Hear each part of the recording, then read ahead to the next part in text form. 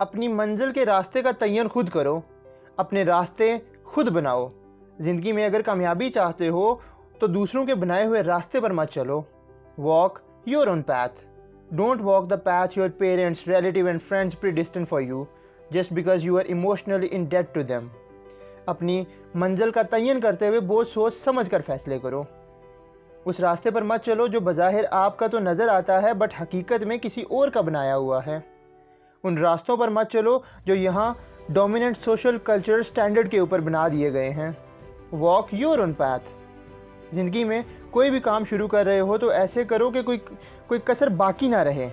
Go all the way, अपना 100% इसमें लगा दो और अदरवाइज डोंट इवन स्टार्ट। ऐसा भी होगा कि आपको बहुत सी चीज़ों की कुर्बानी देनी पड़ेगी कामयाबी के इस रास्ते पर चलते हुए। आपको अपनी जॉब, अपनी फैमिली, अपनी फ्रेंड्स को छोड़ना पड़ सकता है। यही इस रास्ते के इम्तिहानात हैं। रास्ते जितने कठिन होंगे मंजिलें इतनी ही बड़ी मिलेंगी। कामयाबी के इस रास्ते पर चलते हुए अगर खुद को कमज़ोर पाते हो, रोना चाहते हो और कुछ देर ठहरना चाहते हो तो इसमें कोई बुराई नहीं है। It's okay to feel overwhelmed some time but there is nothing wrong with it. अगर एक मीनिंगफुल लाइफ गुजारनी है और अपनी डेस्टिनी को फुलफ़िल करना है तो बहुत ज़रूरी है कि आप अपने अंदर की आवाज़ को सुनो। इस रास्ते पर जब आप चलोगे तो लोगों की नफ़रतें आपके साथ होंगी, तो ऐसे में डरना नहीं है। लोगों की यही नफ़रतें आपके लिए मिशले राह होनी चाहिए। सोसाइटी के असूलों से जब भी हट के आप चलोगे तो डेफिनेटली सोसाइटी तो आपके ख़िलाफ़ खड़ी होगी। So don't be afraid of such people, don't be afraid of such losers. जब आप अपनी मंजिल तक पहुंच जाओगे तो यही लोग हैं जो आपके फॉलोअर्स बन जाएंगे। So be discerning, shrug off the haters, keep moving forward, even if you tired of fighting, keep moving forward, stand up for what you believe in, it is all worth it. इस रास्ते पर चलते हुए आपका सामना उन लोगों के साथ भी होगा जो सिरे से आपको एक्सेप्ट नहीं करेंगे, क्योंकि आपकी मौजूदगी, आपका वजूद इनकी शनाख्त को धुंधला कर देगी। आपके होने से इनको इस चीज़ का एहसास बार बार होगा कि वो अपने वक्त पे मंजिल का तयन ना कर सके थे। उनको शिद्दत से एहसास होगा कि वो अपने लिए किसी रास्ते का इंतखाब नहीं कर सके थे। They will feel a sense of resentment which they will project on to you. ऐसे में आगे बढ़ते रहो। किसी को ये मौका ना दो कि आपकी ज़िंदगी के फ़ैसले करे।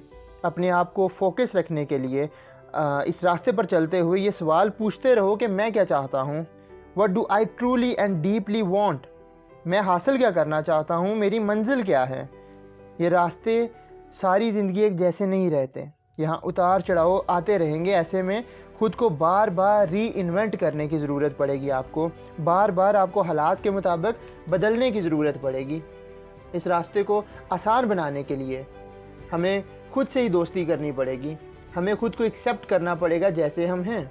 हमें खुद को मोटिवेट करना पड़ेगा। यही वो पावरफुल टूल्स हैं जिनको लेके हम कामयाबी के इस रास्ते पर अकेले निकल सकते हैं। अपनी खुदी को जानना, अपने आप को समझना बहुत ज़रूरी है इस रास्ते पर चलने के लिए। जो बंदा खुद को जान लेता है वो कभी मार नहीं खाता। एक चाइनीज़ फ़लसफ़ी हैं, कहते हैं he who nose others is wise and he who nose himself is enlighten.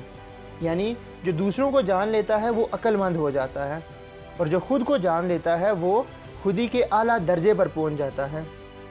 यही वो दर्स था जो इकबाल भी दे के गए हैं कि खुदी को कर बुलंद इतना कि हर तकदीर से पहले खुदा बंदे से खुद पूछे बता तेरी रज़ा क्या है।